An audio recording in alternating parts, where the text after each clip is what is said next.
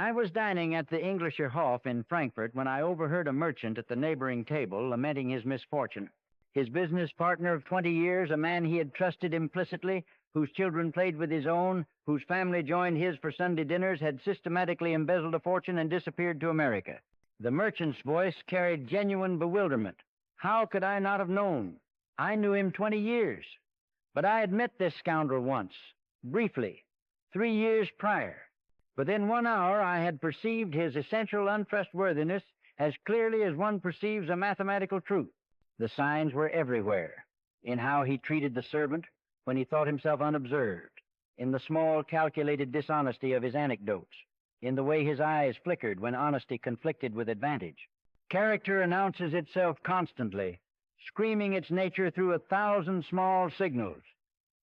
Yet people train themselves not to notice what threatens their comfortable illusions.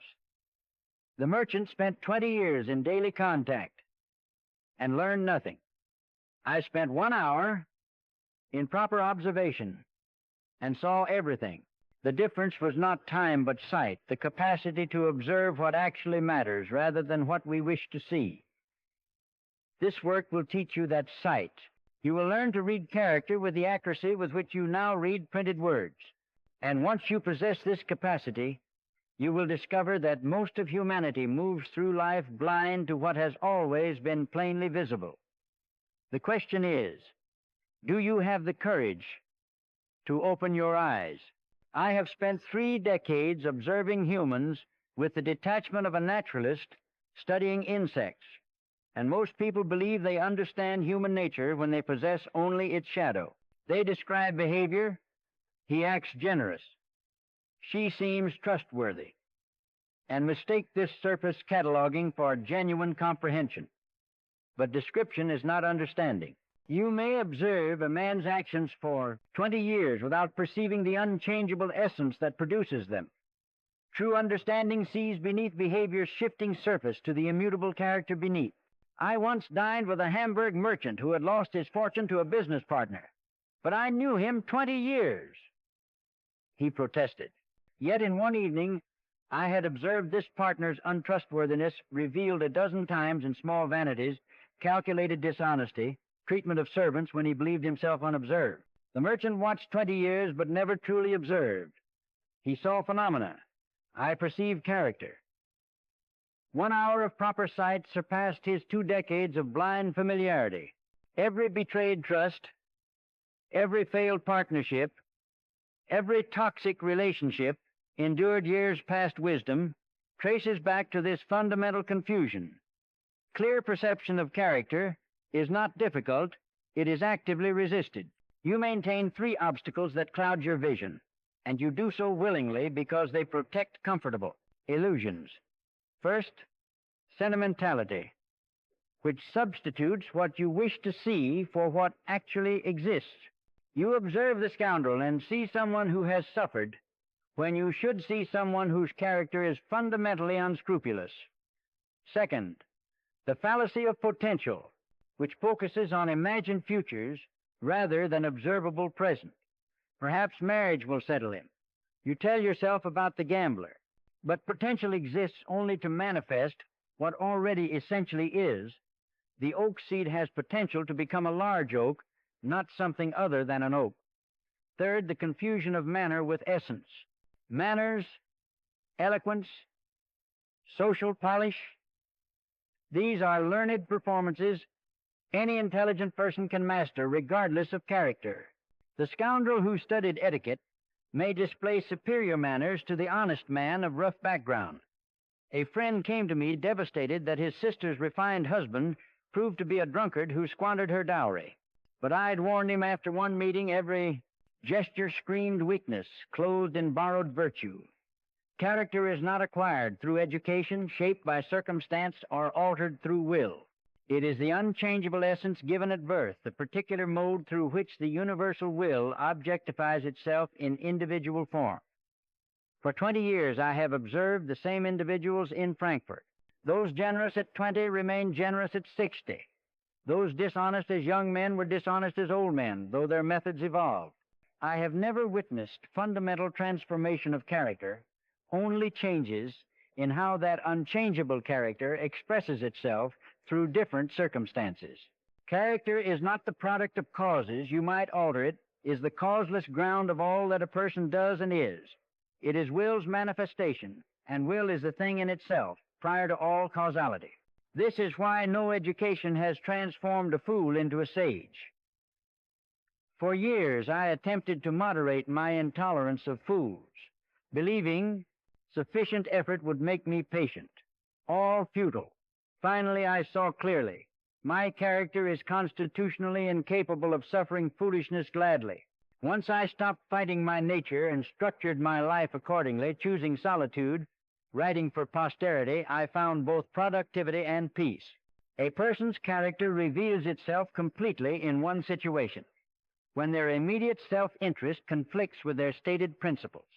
Do they honor commitments when inconvenient? Do they tell truth when lies would profit them?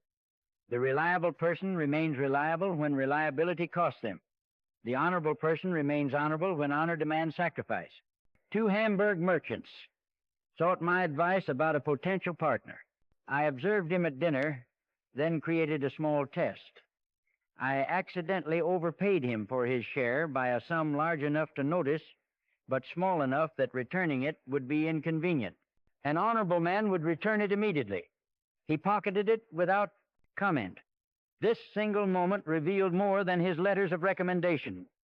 When they pressed forward regardless, I warned them.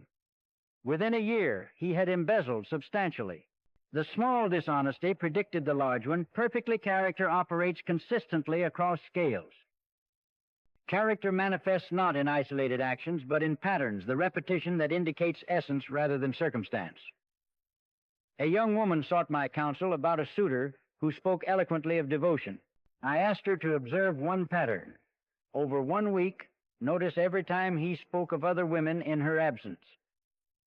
In casual conversation with friends, he mocked women consistently, though he maintained perfect courtesy in her presence. She asked if perhaps he treated her differently because he truly loved her. I told her, how a man treats women he does not desire reveals how he will treat any woman once desire fades. She married another. I later learned the suitor abandoned 3 subsequent women under disgraceful circumstances. Watch for 3 critical patterns: the pattern of treatment, the pattern of speech, and the pattern of choice. One generous action might be performance. Consistent generosity across varied circumstances indicates character. You need not years of acquaintance. 5 instances of proper observation reveal more than 5 years of casual familiarity. Certain signals betray character automatically, bypassing conscious control. While people train themselves to perform virtue, they cannot suppress the involuntary revelations that escape in unguarded moments. Watch the eye's immediate response before conscious control engages. When someone receives surprising news, another's success or failure, observe their eyes in the first half-second before their face arranges itself into the socially appropriate expression. I once observed 2. Scholars received news that a colleague had published significant work. Both offered congratulations appropriately, but one's eyes brightened instantly, genuine pleasure. The other's eyes flickered with pain for half a second before his face constructed false pleasure. The first I befriended. His character was fundamentally generous. The second I avoided. His envy would eventually express itself destructively. Years later, he attempted to sabotage that colleague's career. Notice also the body's micro-expressions, how someone's posture unconsciously arranges itself in different company, whether they lean toward or away from those of different social stations. Finally, attend to spontaneous word choice under stress. When surprised or frustrated, carefully chosen vocabularies slip and actual attitudes emerge. Accurate perception requires what I call the observer's stance, a state of detached attention that neither judges nor sentimentalizes but simply sees. You observe human character, as a naturalist observes insects, neither hating the wasp for stinging nor praising the bee for industry, but understanding that each manifests its nature. A physician friend treated a patient whose selfishness complicated care. He grew bitter, complaining of the man's character. I asked, Do you hate the fever for making your patient delirious? Do you resent the broken bone for being fractured? He saw my point. The patient's character was simply his nature manifesting, no more worthy of moral indignation than disease. The physician shifted to observer stance, treating the condition while understanding the patient could be no other way. His bitterness vanished, and his diagnostic accuracy sharpened. Distinguish compassion from sentimentality. Sentimentality says he cannot help it, so I should excuse the harm. Compassion says he cannot help it. His character is what it is, so I should protect myself while recognizing he suffers his nature as I suffer mine. You can pity the scorpion's nature while avoiding its sting.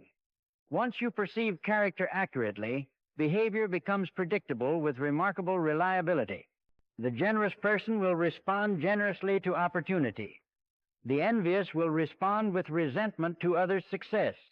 A university colleague was offered a prestigious position requiring him to acknowledge my work influenced his thinking. I predicted he would refuse rather than grant me credit, having observed his character, fundamentally envious, incapable of acknowledging intellectual debt. Others insisted this opportunity was too valuable to refuse. But I knew his character made acceptance impossible. It would require violating his essential nature. He indeed refused, citing elaborate rationalizations. But I had predicted his response perfectly by understanding that his character made that choice necessary, regardless of external opportunity. Character creates necessities as reliable as physical laws. The generous person cannot refuse genuine opportunity to help any more than water can refuse to run downhill.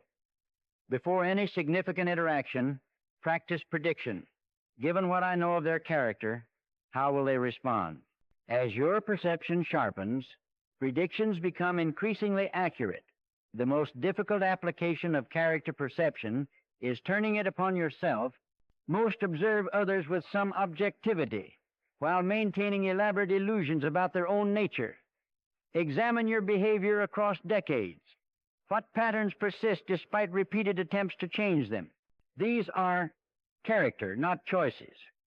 If you've spent 20 years trying to become more disciplined without success, you have identified unchangeable aspects of your nature. Ask yourself the 3 questions you learned to ask about others. When my principles conflict with immediate advantage, what do I consistently choose? How do I treat those who cannot benefit or harm me? What do my spontaneous responses reveal about my actual attitudes? Conduct a ruthless audit of the gap between your self-image and actual behavior patterns. You imagine yourself generous, but do you consistently give when giving costs you? The pattern of actual choices reveals what you are, not your aspirations. Once you see clearly, make the liberating choice. Stop trying to become something your character forbids. Structure your life around your actual capacities rather than imagined potential.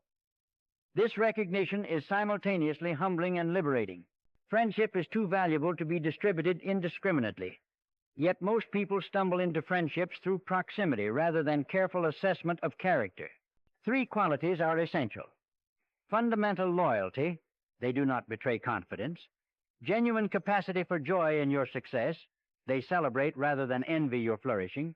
And intellectual compatibility, you need not agree, but must respect each other's honesty in pursuit of truth. In my youth, I maintained many acquaintances and few friends. By my 40th year, I had reduced genuine friendships to 3 men, each selected through these criteria. One has remained faithful 30 years despite my difficult temperament. When my work was ignored and scorned, he neither abandoned me nor pretended to believe what he did not. His character made such loyalty inevitable. Before calling someone friend, observe how they treat other friends, especially those who have fallen from favor. If they abandon or speak ill of friends who disappointed them, they will do the same to you. Apply the success response test. Share significant good fortune and observe their immediate involuntary response. Does genuine pleasure light their eyes, or does pain flicker before being suppressed? Marriage is where accurate character perception matters most. and operates least. Romantic passion deliberately blinds us to character defects that become sources of misery. Once passion inevitably fades, romantic love is the will's trick to ensure reproduction, not a reliable guide to compatible partnership.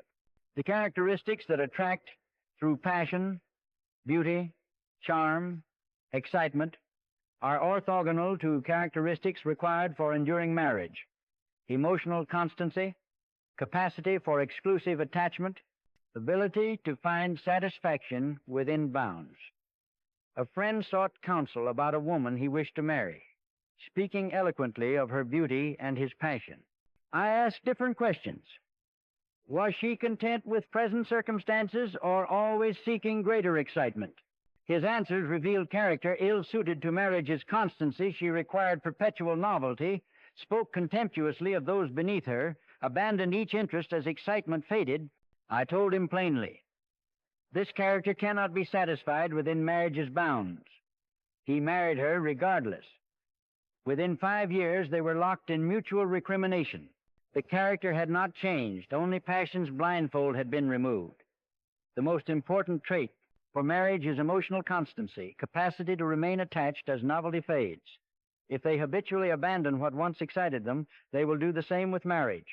Business relationships magnify character's consequences because significant resources depend on accurate assessment. The difference between reliable and unreliable character in business is the difference between prosperity and ruin. 3 essential business traits. Fundamental honesty. They tell truth even when lies would profit. Genuine reliability. They honor commitments even when inconvenient. And capacity for long-term thinking. They preserve reputation over short-term advantage. In Hamburg, my father frequently declined partnerships with merchants whose credentials were impeccable but whose character he judged questionable. Other merchants mocked his caution, accepting these same partners. Within a decade, several had been ruined through their partners' dishonesty, while my father prospered. I asked him how. He assessed character with such accuracy. He said, I watch how they treat current partners when those partners cannot benefit them further. I observe whether they honor small commitments with the same care they honor large ones. Character reveals itself more reliably in small commitments than large ones because small commitments receive less conscious management. If unreliable in small matters, they will certainly be unreliable in large matters. Understanding character's immutability reveals truths that overturn conventional morality. What we call evil is not the product of bad choices, but the manifestation of will in particular forms. The cruel person is not cruel because they chose cruelty, but because cruelty is their nature's expression. I once knew a man of genuinely wicked character. He delighted in others' suffering, betrayed trust with calculation, exploited vulnerability with skill, most responded with moral indignation. How can he choose to be so evil? But I recognized he did not choose this character any more than I chose mine. The will manifested through him as cruelty, through me as contemplation, through others as kindness. This recognition produced in me not excuse for his actions. Society must still protect itself, but cessation of that burning indignation which is merely disguised selfishness. I saw him as one sees a dangerous animal, something to avoid and constrain, but not to hate. Once you recognize character is not chosen, that the scoundrel could not have been, other than a scoundrel, genuine compassion becomes possible. The boundary between self and other is phenomenal, not essential. The suffering you witness in another is fundamentally the same suffering you experience. The highest human possibility is what I call denial of the will, a state where consciousness, through complete perception of will's operation and the suffering inherent in all existence, ceases to affirm the will to live. This is not suicide, which is actually will's affirmation. Denial of will is a profound turning away from striving itself. This state is rare and cannot be achieved through effort. It requires a character structure to permit this peculiar reversal. In my travels, I encountered an elderly monk whose peace was palpable, genuine serenity amid poverty and simplicity. I asked how he achieved this state. He explained that one day, after years of suffering, driven by endless wanting, he simply saw clearly. All desire leads to suffering. All satisfaction is temporary. In that moment of complete seeing, the wanting ceased. He no longer desired because he saw desire's nature with perfect clarity. This was not depression. His eyes were alive, his presence peaceful. He had not given up life, but given up the endless willing that makes life suffering. For most readers, genuine denial of will is not accessible. Your character does not permit it. However, understanding denial provides two benefits. You recognize when suffering stems from the impossibility of permanent satisfaction, and you distinguish genuine seekers of liberation from those merely performing spirituality. You have completed the journey from comfortable blindness through painful sight to philosophical understanding. The final question is, how do you actually live with this knowledge? Three principles guide the wise life: acceptance of what cannot be changed, combined with wise action, where action is possible, compassion without sentimentality, and resignation, not despair, but the cessation of impossible demands upon reality. After my work was finally recognized in my 60s, people asked if I felt vindicated. I told them vindication implies I had been waiting for validation, suffering its absence, but I had long since resigned myself to reality. Most humans cannot recognize truth that challenges comfortable delusions. My work would be understood by a handful at best. This resignation produced not bitterness, but productivity. I wrote for the few capable of understanding rather than for the masses, and I lived according to my unchangeable nature. Examine your current life structure. Does it work with your unchangeable character or against it? Where are you expending energy attempting to be someone your nature forbids? Make the necessary adjustments. Resign from futile battles. Structure your days around actual capacities. This restructuring will produce loss. Certain relationships will end. Certain ambitions will be abandoned. But what you gain: peace, effectiveness, the end of internal warfare, is worth what you lose. You have not become happy, I promise no such thing, but you have become wise. You navigate human affairs with clarity, maintain relationships based on reality, and preserve peace through resignation to what cannot be other than it is. You will be lonely, for few can tolerate the truth you've learned to see. But you possess what most never achieve: alignment between sight and reality, between understanding and life. This is the philosopher's reward, not happiness, but truth. And truth, though it reveals much that is terrible, is the only victory available to those of us briefly conscious of the blind will that we are.